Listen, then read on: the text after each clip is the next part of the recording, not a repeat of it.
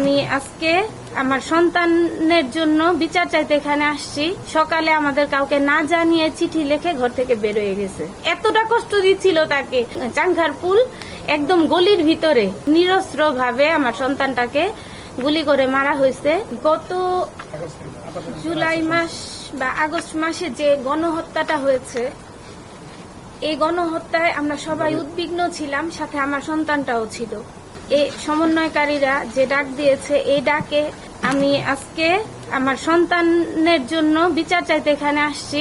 এই দেশের সংবিধান অনুযায়ী যতটুকু সর্বোচ্চ শাস্তি এই হুকুমদাতা থেকে পালনকারী, মানে যারা কমান্ডটা মেনে নিয়ে গুলি করছে তারা এবং যারা হুকুম দিছে তারা, এই প্রত্যেকের সাজাটা চাই। আনাস কয়েকদিন যাবতই ঘর থেকে বের হবে, আন্দোলনে যোগদান করবে। ওর বাবার অনুমতি ছিল না দেশের সার্বিক অবস্থা বিবেচনা করে, তো আনাস বের হতে মানে অনুমতি ছিল না বিধায় বের হতে পারে নাই। কিন্তু যখন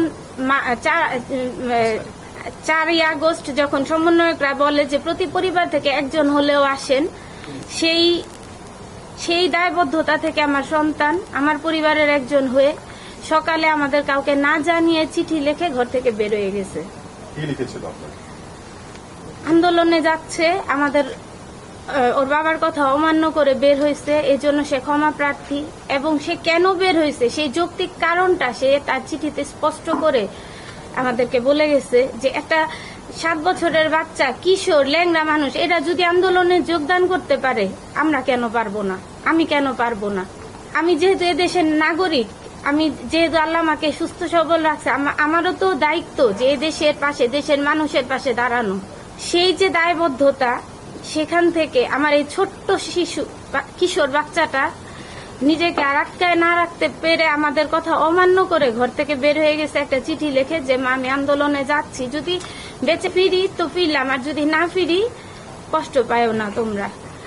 যে এই যে ঘরে বসে এই যে জিনিসগুলা কষ্ট করে দেখার চাইতে ওই রাস্তায় নেমে গুলি খেয়ে মৃত্যুটা ওর জন্য বেশি সহজ ছিল। মানে বেশি এতটা কষ্ট দিচ্ছিল তাকে যে তার ঘরে থেকে কষ্ট পাওয়ার চাইতে রাস্তায় যে শহীদ হয়ে যাওয়াটা সে বেশি মানে শ্রেয় মনে করছে, শ্রেষ্ঠ মনে করছে। তারপর পুলিশের গুলিতে চাংখারপুল একদম গলির ভিতরে, রাস্তার মানে মেইন রোডেও না, নিরস্ত্র ভাবে আমার সন্তানটাকে গুলি করে মারা হয়েছে।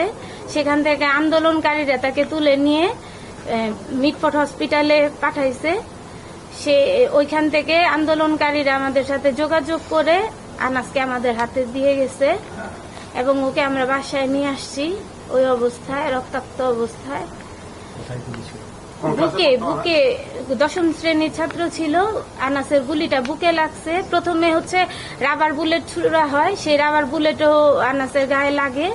তো এক পর্যায়ে তারা গলির ভিতরে একটা সেফ জোনে অবস্থান নেয়, সেই সেফ জোনে তাকে গুলি করে মারা হয়।